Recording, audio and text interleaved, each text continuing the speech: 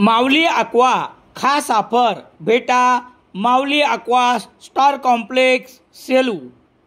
25 मार्चपासून सेलूत ढोक महाराजाची रामकथा।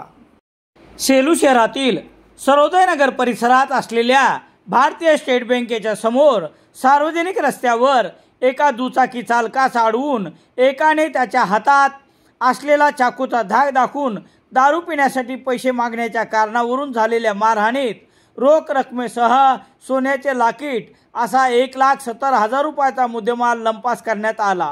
ही घटना रविवार 23 मार्च रोजी रात्री 12 नंतर घडली असून 4 जणांवर गुन्हा दाखल करण्यात आला आहे। यापैकी पोलिसांनी दोघांना ताब्यात घेतले आहे। याबाबतची माहिती याप्रमाणे।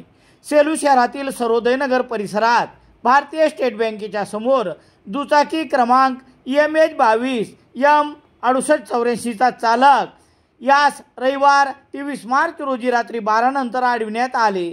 त्यास दारू पिण्यासाठी पैशाची मागणी हातातील चाकूचा धाक दाखवून करत धक्काबुक्की केली। इतरांनी त्यास सोबत दुचाकी क्रमांक MH22 M2528 यास मारहाण करून दुचाकीचे 25,000 रुपयाचे नुकसान केले।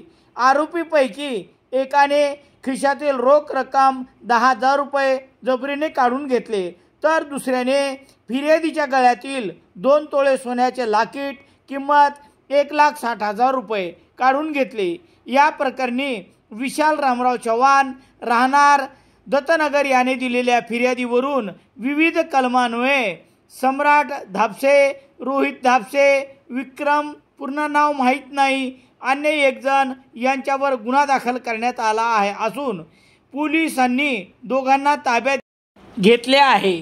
पोलीस निरीक्षक दीपक बोरसे यांच्या मार्गदर्शनाखाली पोलीस उपनिरीक्षक गणेश पवार पुढील तपास करत आहेत।